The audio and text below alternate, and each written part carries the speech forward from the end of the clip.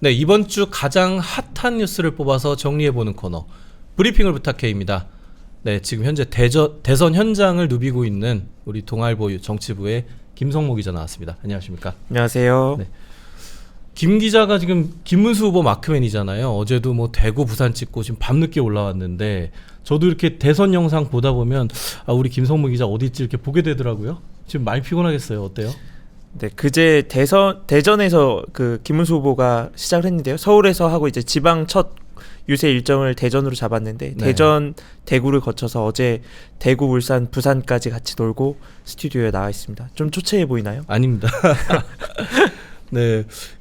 지금 며칠 지났지만 사실 지난 주말 일을 안 물어볼 수가 없어요. 지난 토요일 새벽에 국민의힘 지도부가 초유의 대선 후보 교체 시도를 했는데 뭐 국힘분들에게 여쭤보니까 김문수 후보는 뭐 자느라고 몰랐다고 하고 그때 기자들은 뭐 깨어 있었나요? 김 기자는 어디 있었나요? 사실 저도 잠들어 있었는데요. 모두 잠든 후에 일어났군요. 모든 일이. 사안이 새벽까지 그렇게 좀 급박하게 흘러갈 줄은 몰랐는데 그때 이제 새벽 3시에 기습 그 후보 접수 공고를 낸 거잖아요. 이제 주위의 기자들도 아침에 좀 화들짝 놀랐는데 사실 그 전에도 좀 긴장감이 좀 팽팽하게 있었거든요. 그 한덕수 전 국무총리가 이제 당사에서 국민의힘 당사에서 기자회견 잡고 그랬는데 네. 그 당사의 대통령 후보실 그 집무실이 있어요. 그 그렇죠. 윤석열 대통령도 썼던 곳인데 거기에 이제 그 김문수 후보가 들어가 있는데 이제 그 기자회견을 하고 이 집무실 접수하려는 거 아니냐. 그래서 막 그 앞에 지키고 있고 그랬거든요. 캠프 네. 관계자들이 그 정도로 뭐 팽팽한 긴장감이 흘렀었습니다. 거기가 원래 그 라꾸라꾸라고 그 침대 갖다 놓고 후보들이 잠깐 네, 쉬고 네. 뭐 그런 데잖아요. 네. 그렇죠? 그리고 또 3층에는 뭐 단식하고 뭐 그랬습니다. 네, 아유 다사다난했군요. 그런데 아무튼 그날의 현장이 너무 다이나믹해서 사실 좀 정치에 관심 없는 분들도 이게 뭔가 뭐 이런 얘기들을 참 많이 했거든요. 그래서 좀 그날 혹시 뭐 기자들만 아는 얘기 혹시 비하인드 뭐 이런 거 좀 있으면 한두 개 풀어주시죠. 사실 그 전에 이제 김문수 후보와 이제 한 전 총리 간의 그 단일화 1차, 2차 회담에 기자들이 굉장히 주목을 많이 했거든요. 네. 특히 1차 그 회담이 비공개로 진행이 돼서 이제 어떤 얘기가 오갔냐 이런 말들이 막 많이 나왔는데 저도 이제 뭐 자정까지 저희 팀에서 막 취재를 하고 했는데 그때 김 후보가 왜 경선에 참여하지 않고 이제 와서 약간 이러냐 약간 이런 투로 공정성 문제를 좀 제기를 했거든요. 그래서 이제 한 전 총리는 뭐 그분에 대해서 당시 나라가 어려워서 좀 합류하기 어려웠다 이렇게 얘기를 했는데요. 그 워딩을 우리 김성모 기자가 취재했군요.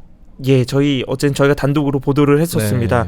네. 이제 그 이후에 이제 김 후보 측에서 단일화 압박하는 거에 대한 그 공정성 문제로 좀 프레임을 이끌어 나갔거든요. 여론이 여기에 좀 힘을 실으면서 국민의힘 당원들이 김 후보 손이 들어줬다 이런 평가도 나오고 있습니다. 그렇군요. 예, 다음에도 좀 이런 에피소드 모아서 와서 전해주시고요. 네. 이제 본격적으로 이슈 체크부터 해보겠습니다. 첫 번째 이슈부터 전해주시죠.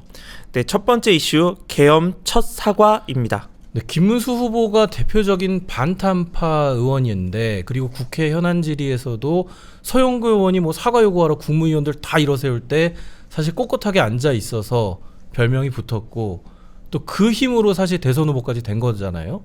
근데 계엄 사과를 처음으로 결국은 했군요.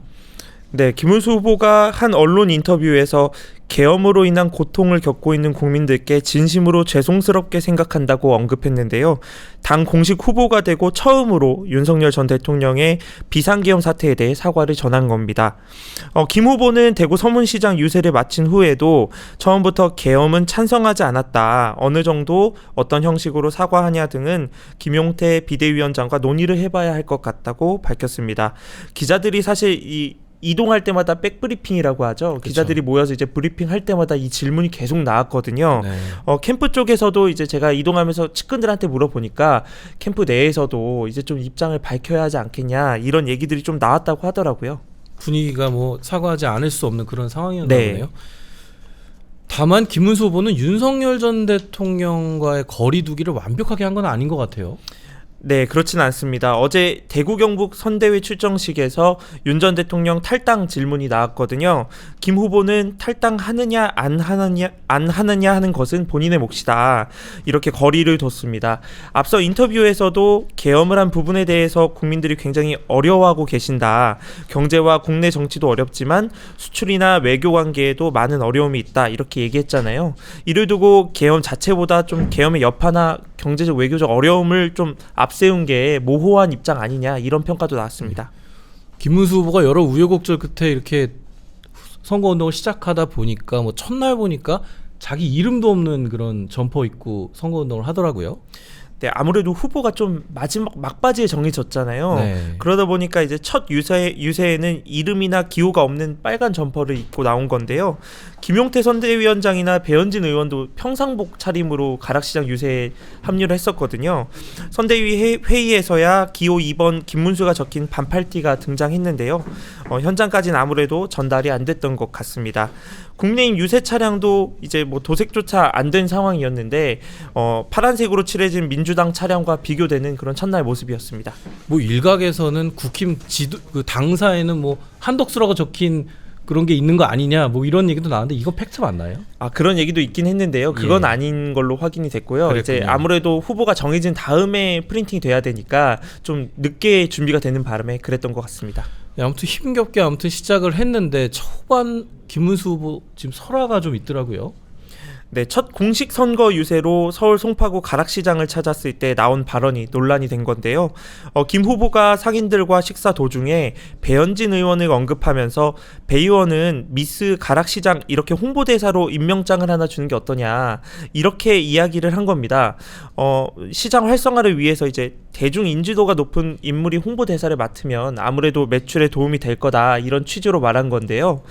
당 안팎에서는 미스라는 표현을 꼭 달았어야 했냐 이런 네. 지적이 나왔습니다. 김문수 후보가 뭐 설화가 이번이 처음은 또 아니잖아요. 사실은 유명한 설화들도 있고. 네, 김 후보가 경기도지사로 있던 시절에 서울대 초청 강연에서 한 이제 소녀시대 발언이 문제가 됐었는데요. 내가 봐도 아주 잘생겼다. 쭉쭉빵빵이야 정말 이런 발언을 했었습니다. 2011년에는 춘향전 이야기를 이제 비속어와 함께 써서 파장이 일었는데요. 최근에는 이제 가짜 진보를 찢어버리고 싶다 이런 발언을 연이어하면서 좀 발언 수위가 너무 센 거 아니냐 이런 얘기도 나왔는데 김 후보가 직설적 화법을 구사하는 걸로 알려져 있는데요. 캠프에서는 김 후보 화법이 예상 못한 방향으로 좀 튈까봐 걱정을 하더라고요. 그렇군요. 네, 다음 이슈 넘어가 보겠습니다. 네, 두 번째 이슈는 방탄조끼입니다. 방탄조끼. 그 민주당 이재명 후보가 청계광장, 그러니까 바로 저희 집 동아일보 사옥 바로 옆에서 출정식을 했는데 그날 방탄복 입은 모습이 좀 노출이 됐어요. 그렇습니다. 민주당 이재명 후보가 선대위 출정식에 나설 때 3kg 상당의 방탄복을 입은 모습이 포착된 건데요. 민주당에 따르면 이 후보를 살해하겠다는 협박글이 온라인에서만 240건이 제보됐다고 합니다. 러시아산 총기류가 국내 반입됐다는 제보도 있다고 했는데요. 민주당 선대위는 경찰 출신 의원들을 배치한 후보 안전실을 설치했는데 유세장 곳곳에 풍선을 띄워 저격 시야를 좀 차단한다거나 아니면 단상에 사면 방탄 유리를 설치하는 경호를 위한 여러 아이디어가 검토되는 걸로 알려졌습니다. 트럼프 대통령이 취했던 조치라고 하더라고요. 네. 네. 아무래도 한번 피습했던 그런 전례가 있어서 좀 더 긴장하는 것 같습니다. 그렇습니다. 네. 이재명 후보는 어제 민주당의 험지라고 할 수 있는 TK 지역 방문했는데 뭐 대구가 디비졌다 뭐 이렇게 굉장히 신나한 표정을 드러내기도 했거든요. 어떻게 보셨습니까? 이 후보는 자신의 고향이 경북 안동이라는 점을 강조했는데요. 저도 안동에서 자랐지만 왜 제명이는 남이가 이런 소리 안 해주냐. 네. 이번만큼은 다른 선택이 있어야 정치가 바뀐다. 이재명도 한번 써봐달라 이렇게 말했습니다. 또 박정희 전 대통령이 민주주의를 말살한 건 사실이지만 우리나라 산업화를 이끌어낸 공도 있다면서 박정희 마케팅도 활용했는데요. 그러면서 박정희 정책이면 어떻고 김대중 정책이면 어떤가, 뭐 먹고 사는 문제가 중요하다 이렇게 이야기했습니다. 사실 이재명 후보가 대구에 갔을 때 예전에 좀 싸늘한 분위기가 많았거든요. 아무래도 그랬군요. 보수 텃밭이다 보니까 뭐 민주당 후보에 대해서 그렇게 뭐 열정적인 분위기는 아니었는데 이번에는 확실히 좀 분위기가 다른 느낌이다. 기자들도 이런 얘기들을 좀 했습니다. 아, 그렇군요. 근데 이 후보가 박정희 전 대통령 고향인 구미를 가리켜서는 뭐 쪼잔하다 뭐 이런 얘기도 했다면서요? 네, 얼마 전 구미시가 가수 이승환 씨의 콘서트장 대관을 취소했었거든요. 이재명 후보가 경북 구미역 광장 유세에서 이 부분을 언급한 겁니다. 쪼잔하게 왜 그러냐, 속된 말로 쫀쫀하게 이렇게 이야기를 했는데요. 어릴 때 본 대구 구미는 엄청난 도시였는데 정치인들이 공천만 받으면 무조건 찍어주니까 지역에 신경 쓰지 않아 발전이 안 된다, 이렇게 뭐 국민의힘 의원들을 저격하기도 했습니다. 저격하는 발언이었군요, 결국에는. 네. 네. 뭐 국민의힘 지금 김문수 후보도 뭐 가락시장에서 발언 때문에 좀 곤혹을 치르고 있지만 지금 민주당 내에서도 사실은 좀 설화가 하나 있어요. 네, 국민의힘 후보와 이름이 같은 김문수 의원이 논란의 대상이었는데요. 친명계 의원이죠? 맞습니다. 네. 이재명 후보의 10대 대선 공약에 여성 정책이 없다, 이런 지적이 나왔습니다. 민주당이 군 가산점제를 도입하려 한다, 이런 이야기까지 나왔는데요. 이게 군 가산점제가 20, 30대 남성 주로 타깃으로 하잖아요. 그렇죠. 그러면서 이제 뭐 여성 관련된 공약이 없다, 그렇게 뭐 유권자가 항의를 하니까 민주당 김문수 의원이 유권자 항의 문자에 이제 여성은 출산 가산점이 있을 것, 뭐 이렇게 답한 게 좀 문제가 된 겁니다. 뭐 출산 가입 여부를 두고 차별한다, 그럼 뭐 애 낳고 취업하라는 얘기냐, 이런 불만이 좀 제기가 됐는데요. 이런 일을 알리는 SNS 글이 177만 회를 넘었다고 하더라고요. 네. 그러면서 이제 김 의원이 어제 당 중앙선대위 유세본부 부본부장직을 사퇴하기도 했거든요. 이재명 후보가 선거 유세 중에 이제 관련 내용을 보고받고 한 번 더 좀 사과를 하게 해라, 뭐 이런 얘기도 나왔다고 하더라고요.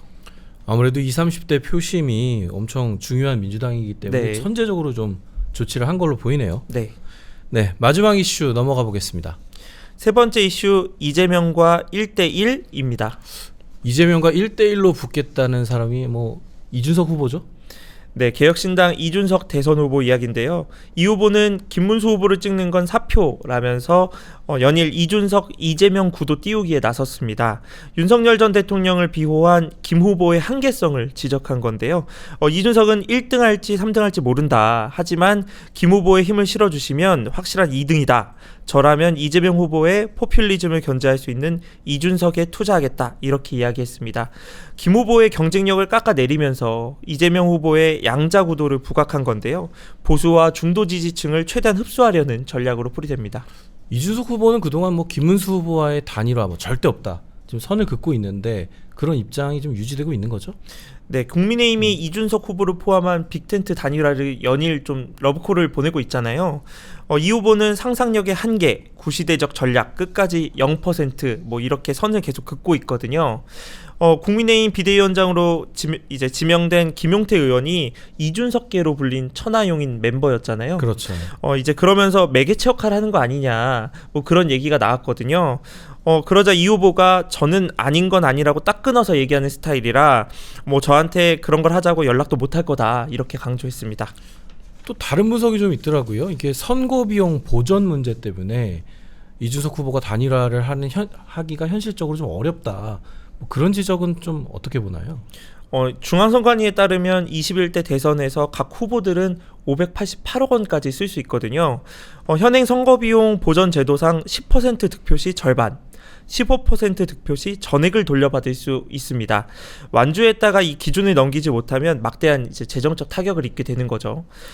대선 전에도 사실 개혁신당의 재정적 여력으로는 선거비용 감당하는 게 좀 쉽지 않을 거다. 뭐 유세차가 뭐 몇 대밖에 없고 막 그런 네, 얘기도 네. 나오더라고요. 국민의힘 의원들이 그래서 이제 이준석 후보가 완주 못할 거다, 이런 전망을 많이 내놨었거든요. 근데 또 한편으로는 이 후보가 만약 15%를 넘기면 이제 제3지대를 좀 확실하게 구축하는 거 아니냐, 이런 평가도 좀 기대감도 내놓기도 했습니다.